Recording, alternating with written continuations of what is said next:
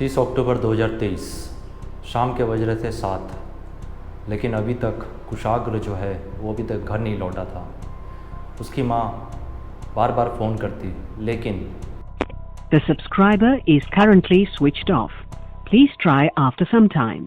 इस समय उपभोक्ता का मोबाइल स्विच ऑफ है, कृपया थोड़ी देर बाद डायल करें। अब धीरे धीरे वक्त हो चला था 7:30, लेकिन अभी तक कुशाग्र जो है वो घर नहीं लौटता। अब उसकी माँ जो है वो अपने पति को फ़ोन करती। उनका पति जो है वो सूरत में होता है। उनके पति का नाम होता है मनीष कानोड़िया। वो कहती है कि कुशाग्र अभी तक घर नहीं लौटा। तो मनीष कानोड़िया जो है वो कहते हैं कि अभी तो सिर्फ 7:30 ही बजे हैं, हो सकता है वो अपने फ्रेंड के साथ में इधर उधर होगा, और यही कह करके वो फ़ोन रख देते हैं। कुशाग्र जो होता है वो क्लास 10 स्टैंडर्ड में होता है और उसकी उम्र होती है 16 साल, लेकिन वो अभी तक इतने इंतज़ार के बाद भी वो घर नहीं लौटता। तभी रात के 8:10 पे उनकी माँ को एक ख़त मिलता है घर के बाहर, और उस ख़त में लिखा होता है, अगर बच्चे को सही सलामत चाहते हो तो 30 लाख तैयार रखना। कुछ देर में फ़ोन कर जगह बताएंगे। मैं नहीं चाहता कि आपका त्यौहार बर्बाद हो। आप मेरे हाथ में पैसा रखो, 1 घंटे बाद लड़का आपके पास होगा। अल्लाहू अकबर। आपसे बार बार बोल रहा हूँ, घबराओ नहीं, आप अल्लाह पर भरोसा रखो। इस लड़के की गाड़ी और मोबाइल दोनों होटल द सिटी क्लब के पास है। मैं आपका नुकसान नहीं चाहता। यह लेटर पढ़ करके अब कुशाग्र की माँ का हालत ख़राब हो जाता है। ये फिर अपने पति को फ़ोन करती, पति को सारा बात बताती। अब मनीष कानोड़िया जो है वो अपने छोटे भाई यानी कि सुमित कानोड़िया को बताते हैं सारे बात। सुमित कानोड़िया जो है वो उस समय लखनऊ में होते हैं। वो अपने तमाम सोर्स लगाते हैं, तमाम सोर्स लगा करके वो ज़िले के एसएचओ को फ़ोन करके कहते हैं कि इस केस में जल्द से जल्द कार्रवाई हो। अब पुलिस भी इस पे लग जाती है। अब इसके बाद में पुलिस जो है अपार्टमेंट के सिक्योरिटी गार्ड तक पहुंचती है। सिक्योरिटी गार्ड जो बताता है, इसके बाद मैंने बाहर निकले तो मैंने देखी गाड़ी में उसके नेम प्लेट में काली का थोड़ा पुता हुआ था। पीछे नेम प्लेट देखी कि नंबर क्या इसका, तो उसमें पता चला कि रुमाल बंधा हुआ था, जो कि रुमाल हटाने के बाद गाड़ी का नंबर UP 78 ED 2204। यानी कि पुलिस को अब गाड़ी का नंबर मिल चुका था। ये गाड़ी थी एक स्कूटी। अब घर वाले जो है, घर वाले को ये भी पता चल गया था ये स्कूटी किसकी है। ये स्कूटी जो है किसी और की नहीं, ये कुशाग्र की ट्यूशन टीचर की थी। उसका नाम था रचिता। रचिता जो है 2019 से 2021 तक कुशाग्र को ट्यूशन देती थी, लेकिन फिर 2019 के बाद से वो ट्यूशन देना इसे बंद कर देती। लेकिन परिवार वाले जो है इससे संपर्क नहीं तोड़ते हैं। ये वक्त वक्त पे रचिता को फ़ोन करते हैं और इससे हालचाल लेते हैं, और रचिता का भी इनके घर आना जाना लगा हुआ रहता था।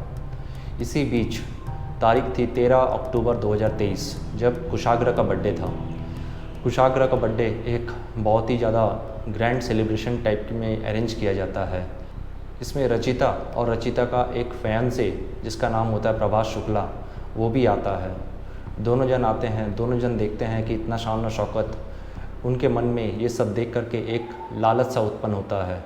ये सोचते हैं क्यों ना कुशाग्र का किडनैप करके एक रैंसम रकम मांगा जाए। अब इस प्लान को सक्सेस करने में ये लोग जुट जाते हैं। इसी में ये लोग प्लान में एक और जन को शामिल करते हैं जिसका नाम होता है शिवा उर्फ आर्यन गुप्ता। इसे भी शामिल करते हैं। अब आर्यन गुप्ता जो होता है ये वही व्यक्ति होता है जिसने अपार्टमेंट में चिट्ठी फेंका होता है। अब पुलिस जो होता है तमाम CCTV खंगालती है। उन्हें दिख जाता है कि कौन वो शख्स था जो कि अपार्टमेंट में एक लेटर फेंक के गया था। बट उसमें ये बात थी कि जो शख्स था वो चेहरे में रुमाल ढका हुआ था, तो उतनी ज़्यादा पुलिस पहचान नहीं पाती है शक्ल को। लेकिन पुलिस के पास में बाइक का नंबर था। यहीं कुशाग्र के जो चाचा रहते हैं उनका भी बहुत ज़्यादा अहम रोल रहता है। ये रचिता के घर जाते हैं और इन्हें एहसास नहीं होने देते हैं कि इन्हें सब पता है। इसके बाद में वो रचिता से हेल्प मांगते हैं, रचिता से उसकी स्कूटी की चाबी मांगते हैं, लेकिन रचिता के पास में स्कूटी नहीं होती है। रचिता कहती है कि प्रभात के पास में स्कूटी है।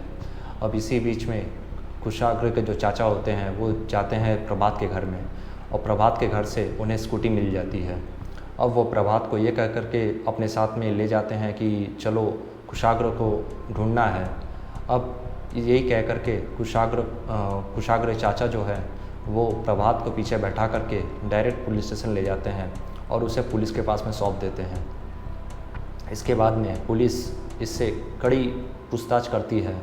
बाद में ये टूट जाता है। टूटने के बाद में रचिता का नाम ले लेता है। फिर रचिता का नाम लेने के बाद में रचिता को भी गिरफ़्तार किया जाता है। उसके बाद में फिर बात आता है कि चिट्ठी किसने फेंका था। फिर चिट्ठी फेंकने का नाम भी सामने आता है, जिसका नाम होता है शिवा उर्फ आर्यन गुप्ता, जैसे कि मैंने आपको पहले ही बताया था। उसे भी गिरफ़्तार किया जाता है। उसके बाद में उन लोग से पूछा जाता है कि तुम लोग ने ऐसा क्यों किया आखिर। फिर रचिता बताती है कि उन्हें शादी करना था, लेकिन उनके पास में इतने पैसे नहीं थे कि वो शादी कर सके। इसलिए उन्होंने ये प्लान सोचा कि कुशाग्र को किडनैप करके पैसा मांगा जाए और उसी पैसा से शादी किया जाए और तमाम अपनी ख्वाहिश पूरी की जाए। तब पुलिस को और भी ज़्यादा सीसीटीवी फुटेज मिलता है, जिसमें देखा जाता है कि कुशाग्र अपने ट्यूशन से 4:15 में निकला होता है और उसी वक्त एक अनजान शख्स उसे लिफ्ट मांगता है। यह अनजान शख्स कोई और नहीं बल्कि प्रभात होता है। प्रभात उसे लिफ्ट मांग करके प्रभात अपने घर के तरफ ले जाता है और घर पे उसे कोल्ड ड्रिंक ऑफ़र करता है। कोल्ड ड्रिंक में उसने कुछ नशीला पदार्थ मिला करके कुशाग्र को पिला देता है और कुशाग्र उसे पीते ही बेहोश हो जाता है, जिससे प्रभात जो है वो उसके हाथ पैर बांध देता, गले को दबा करके उसे मार देता है। अब पुलिस को उसकी लाश मिलती है। अब पुलिस के पास में तीनों आरोपी इनके साथ सामने थे और तीनों आरोपी को अरेस्ट कर लिया गया था। अब इनके जो माँ होती है, माँ अभी भी यकीन नहीं करती है कि रचिता जो उसकी ट्यूशन टीचर थी, जिस पे वो लोग इतने भरोसा करते थे, वो लोग ऐसा कर सकते हैं। क्योंकि कुशाग्र की माँ जो होती है वो एक बड़ी दयालु टाइप की होती है।